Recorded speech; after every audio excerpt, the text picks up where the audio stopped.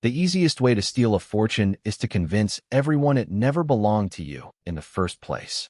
That thought hit me the second I stepped through the polished oak doors of the Lakeside Heritage Auction Hall and saw my family's future glowing on a 40-foot LED screen at the front of the room.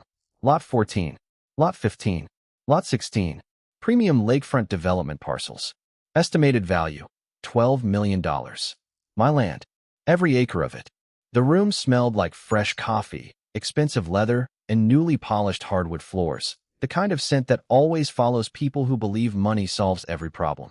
A low murmur drifted through the crowd as investors compared brochures and whispered about waterfront returns, luxury cabins, and vacation homes that would soon overlook the crystal blue lake my grandfather had spent 50 years protecting.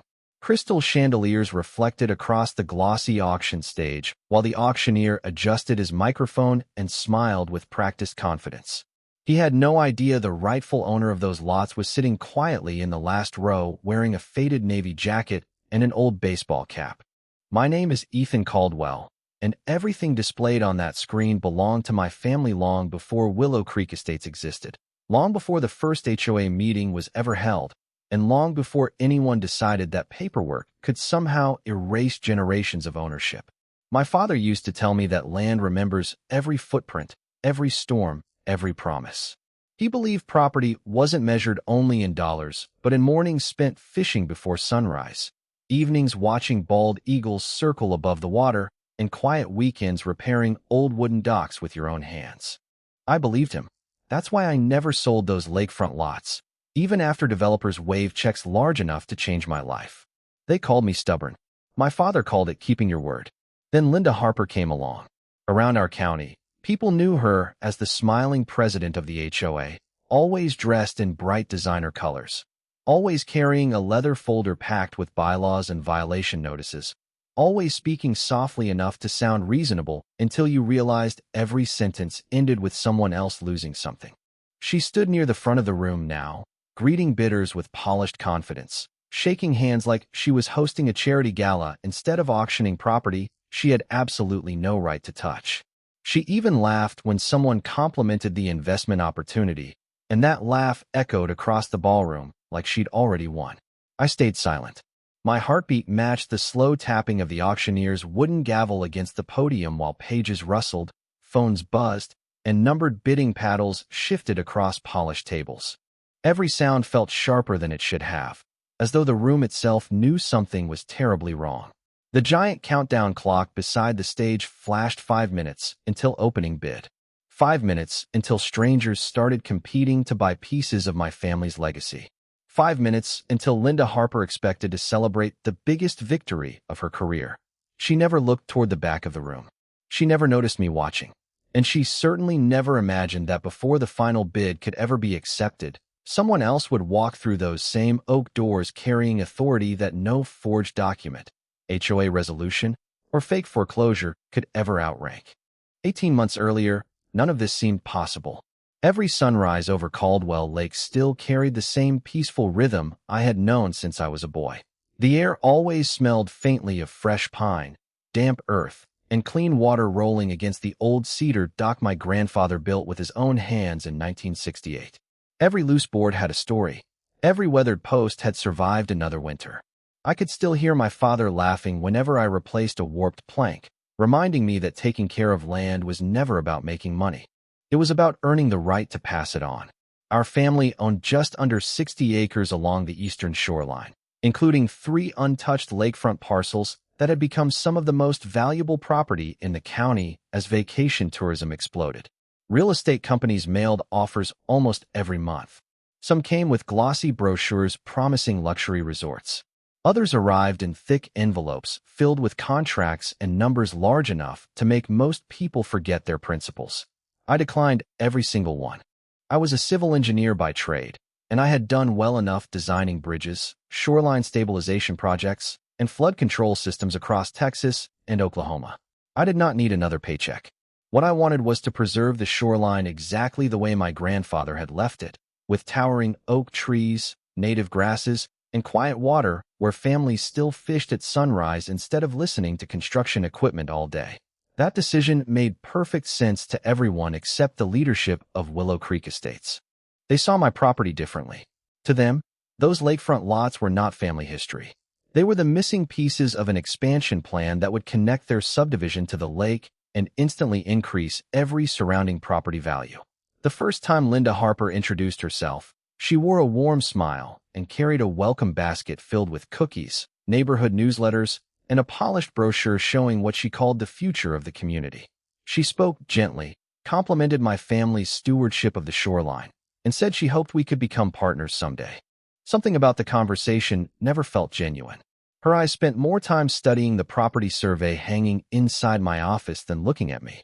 Before she left, she casually asked whether I had ever considered donating a portion of the shoreline for community access. I smiled and politely declined. Her expression barely changed, but the friendliness cooled just enough for me to notice. Over the following months, she seemed to appear everywhere. HOA meetings, charity events, county planning sessions, always asking another question about my land, another suggestion about shared access, another reminder that cooperation benefited everyone. I answered every question respectfully because that was how my father raised me. Still, every conversation left the same uneasy feeling in my stomach, like hearing distant thunder before clouds appeared. Looking back now, I realized she was never trying to understand the property. She was studying every possible path to control it. While I continued repairing docks, maintaining survey markers, and enjoying quiet mornings beside the lake, someone else had already started drawing a very different future on paper, one where my family's name quietly disappeared from records that had stood untouched for generations. The first official notice arrived on a quiet Monday morning tucked inside my mailbox between a property tax statement and a seed catalog. The envelope carried the Willow Creek Estates logo embossed in dark blue across the corner. Inside was a friendly reminder informing me that several shoreline improvements would soon begin near the community boundary and encouraging all neighboring landowners to participate in what Linda proudly called a shared vision for the future. It sounded harmless until the final paragraph politely suggested that my eastern access road would eventually become a preferred route for residents visiting the lake. There was no request. There was no agreement attached. Just an assumption that my private property would somehow become public convenience. I folded the letter, slipped it into my desk drawer, and went back outside to finish replacing a weathered dock support while the smell of fresh-cut cedar drifted across the water. 2 weeks later, another envelope appeared. This time it claimed overgrown vegetation near my shoreline created visual concerns for nearby homeowners. I walked the property with a measuring tape, a camera, and a copy of the county maintenance code. Everything complied perfectly. The native grasses were protected. The trees stood well inside my property lines. Even the county inspector who happened to be surveying a nearby drainage easement laughed when I showed him the complaint. He shook his head and said, "Looks like somebody wants your view more than they want compliance." I smiled, but his words stayed with me. The notices kept coming anyway. One questioned an equipment shed that had been permitted years earlier. Another suggested my dock extended beyond approved dimensions, even though the original permit was still framed inside my office. Then came invitations to attend HOA board meetings where Linda always welcomed me with the same polished smile, before carefully steering every conversation toward community access, future development, or the economic benefits of cooperation. She never raised her voice. She never made direct threats. Instead, she planted ideas. She praised neighboring subdivisions that had embraced expansion. She spoke about increasing property values and creating opportunities for local families. Every presentation ended with colorful architectural renderings showing walking trails, lakeside picnic areas, and luxury cottages. Strangely, the drawings always included my shoreline as though ownership had already changed. I finally approached her after one meeting, while volunteers stacked folding chairs and the smell of stale coffee lingered in the clubhouse. I asked why my land kept appearing in promotional material. Her smile never faded. She simply adjusted a folder beneath her arm and said the illustrations represented possibilities, not commitments. Then she added something I have never forgotten. She looked directly at the lake through the clubhouse windows and quietly said, "Land always finds its highest purpose eventually." At the time, it sounded like another sales pitch from a determined real estate agent. Looking back now, I realized it was not a prediction. It was a warning. While I continued believing documentation, surveys, and recorded deeds would always protect honest ownership, Linda had already begun building something far more dangerous than a development proposal. She was building a story that convinced everyone around us my family's land had always been waiting for someone else to claim it. The shift happened so gradually that most people never noticed it until it was too late. One month, I was answering harmless letters about landscaping, and the next I was opening certified envelopes stamped with language that sounded far more official. According to the latest notice, I had accumulated unpaid community assessments tied to recreational shoreline improvements that I had never approved, never voted for, and never agreed to finance.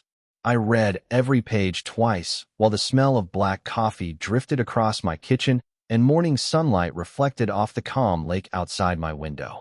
The numbers made no sense. Neither did the legal references. I drove straight to the Willow Creek Estates office carrying a folder thick with my deeds, surveys, tax receipts, and every previous letter Linda had ever sent me.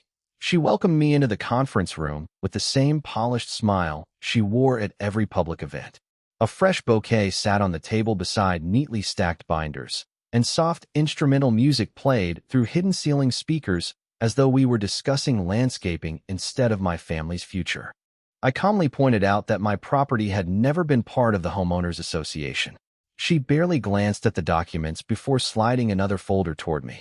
Inside were payment schedules, board resolutions, and maps that colored my shoreline in the same shade as the subdivision. She spoke slowly, carefully, explaining that administrative updates had clarified community boundaries after years of planning. The words sounded rehearsed. I asked who authorized those changes. She answered by saying everything had been properly recorded. That answer bothered me more than any accusation. Recorded where? By whom? Under what authority? She simply folded her hands and suggested I consult an attorney if I disagreed. I left with more questions than answers. Over the following weeks, the pressure intensified. A lien notice appeared in the mail claiming I had failed to satisfy outstanding obligations. Then another document warned that continued noncompliance could result in foreclosure proceedings against the affected parcels. I laughed the first time I read the word foreclosure because it felt too absurd to take seriously. You cannot foreclose on property that is not governed by your organization. At least that was what I believed. My attorney believed the same thing until he requested preliminary records from the county clerk. When he called me back, his voice carried none of its usual confidence. He told me several filings now appeared in the public record that seemed to recognize the Homeowners Association as having an interest in my lakefront parcels. We both sat in stunned silence for several seconds. I could hear papers turning on his desk through the phone while my eyes stayed fixed on the water outside my office window. Ducks drifted peacefully across the lake as though nothing had changed, yet everything suddenly felt different. The following Friday, another certified envelope arrived. This one contained an official auction notice complete with a date, a location, and a list of the very parcels my grandfather had protected his entire life. At the bottom of the page, beneath formal legal language and a county recording reference, appeared a sentence that made the air feel strangely cold despite the warm afternoon sun. The final bid would permanently transfer ownership unless all outstanding claims were resolved before the scheduled sale. For the first time since this nightmare began, I realized someone was no longer testing the limits of the law. Someone intended to use it against me. The next 2 weeks became a blur of courthouse hallways, conference tables, and phone calls that always seemed to end with someone promising to investigate before quietly disappearing. Every morning, I drove into town carrying a leather briefcase that had belonged to my father. Inside were certified deeds, tax records, boundary surveys, engineering plats, and decades of correspondence proving exactly where our property began and where it ended. I expected facts to solve everything, because facts always had before. Instead, every office seemed to have a different explanation. The county clerk confirmed that several recently recorded documents now appeared in the chain of title, but could not explain who had submitted them. The recorder's office insisted they only processed paperwork presented in proper form. Even the title examiner admitted something about the sequence looked unusual, yet the filings remained active until formally challenged through legal channels. My attorney filed emergency motions as quickly as the calendar allowed, requesting a temporary halt while the ownership records could be verified. We believed common sense would prevail once a judge reviewed the evidence. Days passed with no immediate hearing. The auction date stayed exactly where it was. Every evening, I returned to the lake exhausted, listening to gentle waves brush against the old cedar dock, while the evening breeze carried the familiar scent of pine through the trees. That peaceful shoreline had always given me clarity, but now even the quiet felt heavy. Neighbors who had known my family for years suddenly avoided difficult conversations.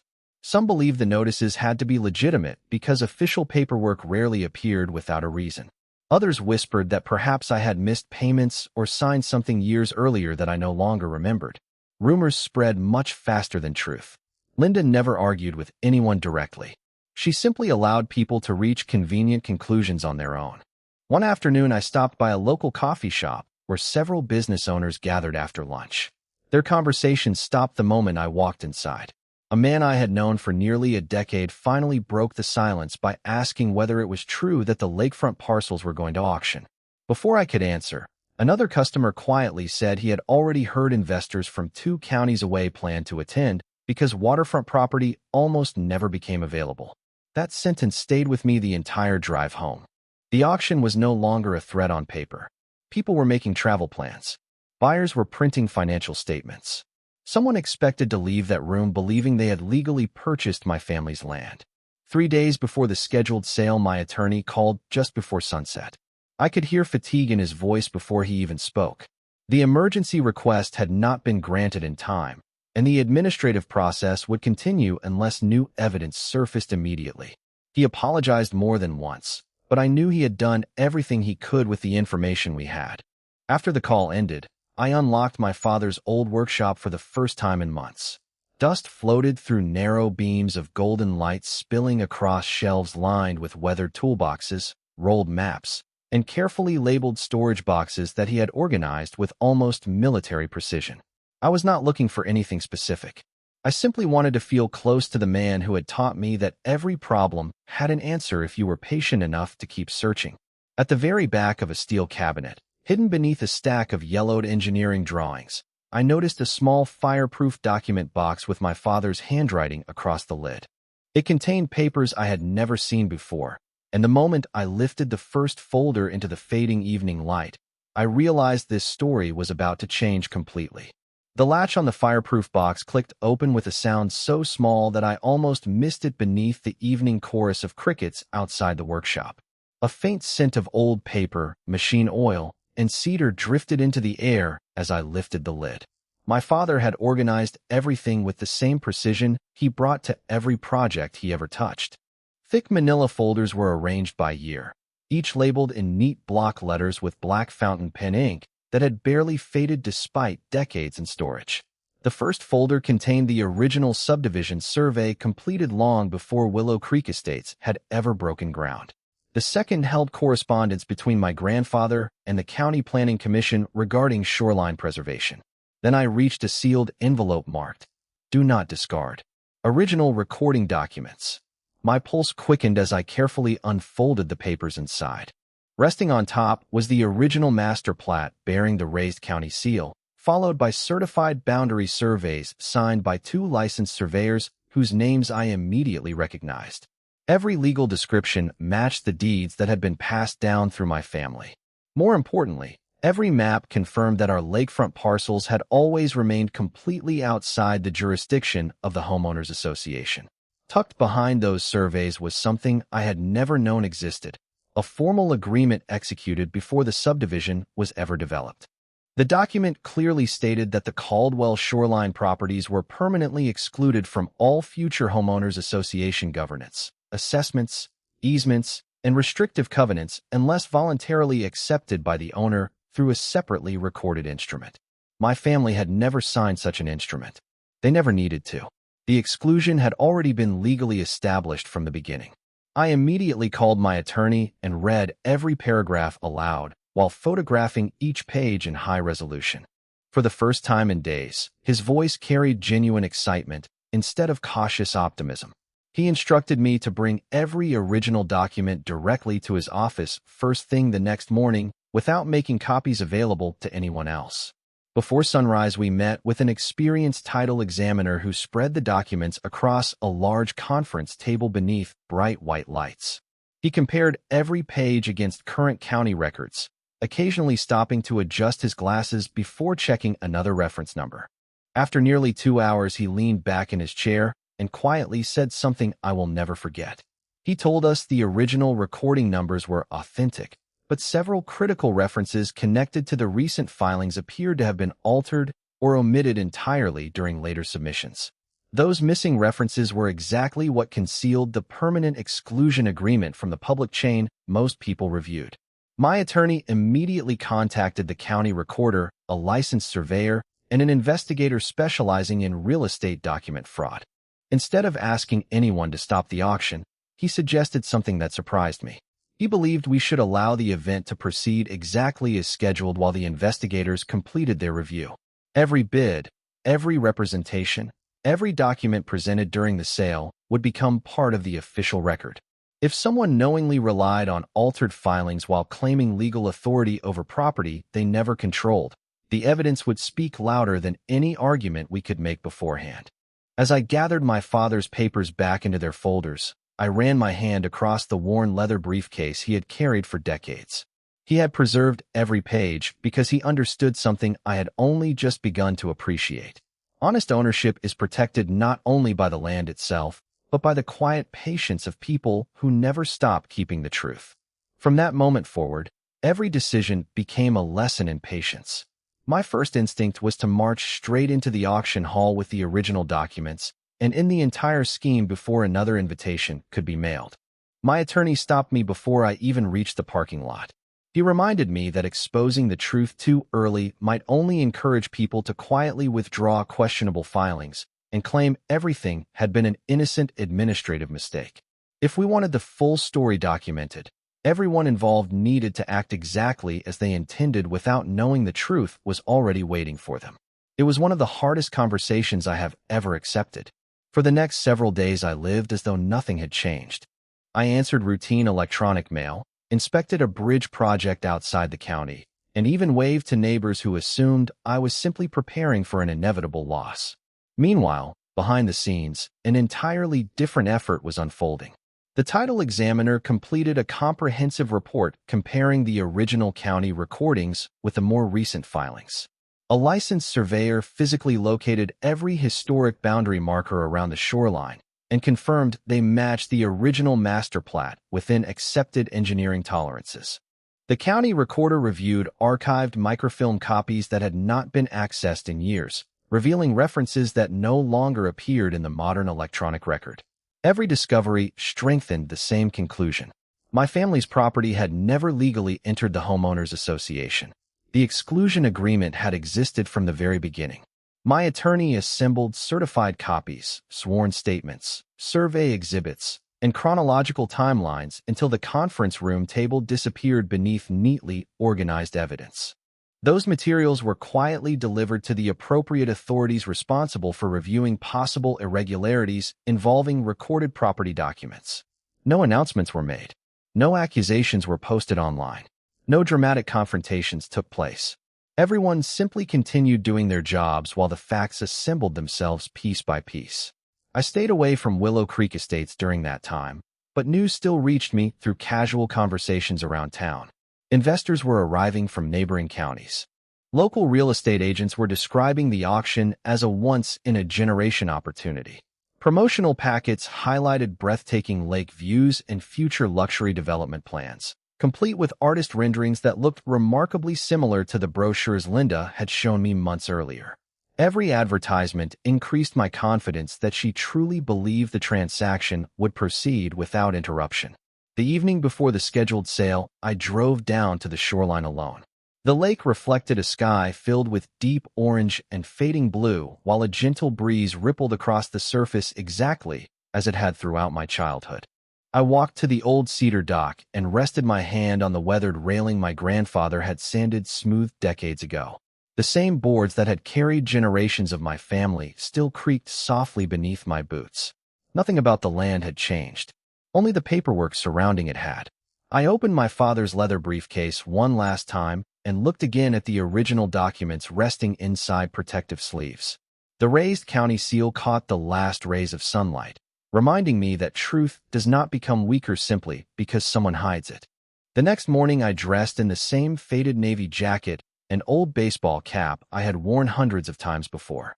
I was not going to the auction to compete for my own property. I was going to watch a carefully constructed illusion reach the exact moment when it could no longer survive the weight of the facts. The auctioneer glanced at the large digital clock mounted beside the stage before tapping the wooden gavel once against the polished podium. The sharp sound echoed across the ballroom, immediately replacing the low conversations with complete silence. Every numbered paddle rested on the tables, ready to rise. Investors leaned forward in their seats, flipping through glossy brochures filled with artist renderings of luxury homes, private boat docks, and sunset views that had all been built upon promises no one in that room had the legal authority to make. Linda Harper stood near the front row wearing the same composed smile I had seen so many times before. She greeted familiar faces with confident handshakes, thanked prospective buyers for attending, and spoke as though the outcome had already been decided weeks earlier. From where I sat in the back of the room, hidden beneath my faded navy jacket and old baseball cap, I could hear every word. The auctioneer formally introduced the first lakefront parcel, reading its legal description directly from the documents placed before him. Hearing my family's property described as though it belonged to someone else created a strange feeling that was almost impossible to explain. It was not anger anymore. It was clarity. Every sentence became another piece of the record. Every representation made in that room carried weight. The opening bid appeared on the screen, and within seconds the first paddle rose into the air. Another followed. Then another. Calm voices called out higher offers while electronic displays updated almost instantly. Millions of dollars changed on the screen faster than most people could blink. Around me, excited whispers filled the ballroom as investors calculated future profits, admired shoreline photographs, and congratulated one another for recognizing what they believed was a rare opportunity. Linda watched the numbers climb with unmistakable satisfaction. She occasionally nodded toward the auctioneer, exchanged quiet comments with event staff, and never once looked toward the final row where I remained completely still. She believed I had already lost long before anyone entered the room that morning. The bidding continued until only 2 participants remained. Their offers increased in smaller increments now, each pause stretching the tension a little further. The auctioneer smiled, lifted the gavel slightly, and announced that the next accepted offer would likely determine the sale. The ballroom became so quiet that I could hear the soft hum of the ceiling lights above us. Then, just before the final bid could be acknowledged, the heavy oak doors behind the audience opened. Every head in the room turned at once. Several uniformed deputies entered calmly beside representatives from the county offices, followed by my attorney carrying the same leather briefcase that had belonged to my father. No one raised their voice. No one hurried. The sheriff walked directly to the front of the room and quietly handed a packet of official documents to the auctioneer before speaking with Linda. Her confident smile faded for the first time since I had known her. The auctioneer carefully reviewed the first page, then another, before lowering his gavel onto the podium without striking it. He cleared his throat and informed the audience that newly verified county records and certified original filings established that the advertised parcels were not subject to the Homeowners Association and could not legally be transferred through the proceeding. He further announced that questions regarding recently submitted property documents were now under official review and that the auction was immediately suspended. The room remained completely silent. The same investors who had arrived expecting to purchase waterfront property now stared at one another in stunned disbelief, while the carefully constructed story that had carried this entire event quietly collapsed beneath the weight of the original truth. I remained seated for several seconds after the announcement because I wanted to remember the silence. Only a few minutes earlier, that ballroom had been filled with confidence, polished presentations, and certainty that money could rewrite history. Now the only sounds came from papers being quietly gathered, chairs sliding across the hardwood floor, and confused conversations spoken in careful whispers. Investors who had expected to leave with prime lakefront property slowly closed their folders after realizing they had nearly purchased something that had never been available in the first place. Several walked over to my attorney, not to argue, but to thank him for preventing an even larger legal disaster. They had relied on the information presented to them, just as anyone reasonably would. The truth had protected them as much as it had protected me. Linda stood near the front of the room without the confidence that had carried her through the morning. Officials continued speaking with her while reviewing documents and confirming timelines. I did not interrupt. I did not celebrate. There was nothing to gain from watching another person discover that facts cannot be negotiated forever. Outside, the cool afternoon breeze carried the familiar scent of fresh water across the parking lot as I stepped into the sunlight with my father's leather briefcase in one hand. My attorney smiled for the first time in weeks and simply said that original records have a remarkable way of surviving every shortcut people try to invent. Over the following months, the official reviews reached their conclusions. The improperly filed claims were removed from the public record. The exclusion agreement was restored to its proper place within the county chain of title so that no future search could overlook it again. Every boundary marker was verified through updated surveys, and the ownership history of the Caldwell shoreline was formally reaffirmed. The planned expansion into our property quietly disappeared from every development proposal. Willow Creek Estates revised its internal procedures, and future boundary questions required multiple independent legal reviews before any action could even be considered.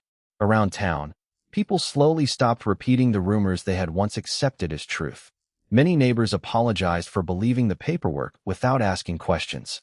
I never held those moments against them because I understood how convincing official-looking documents can appear when no one knows the full story. The greatest lesson from everything that happened was never about winning an argument. It was about preserving evidence before you need it.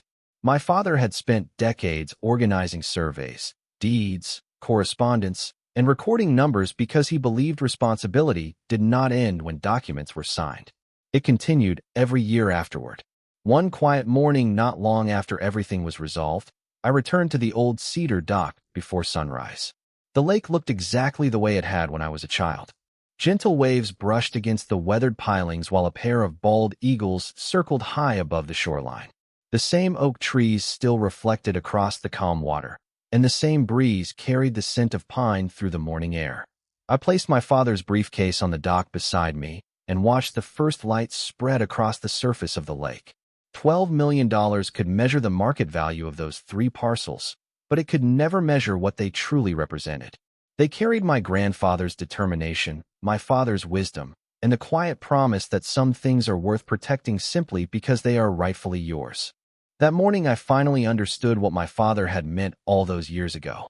Land remembers every honest footprint, and sooner or later, so does justice.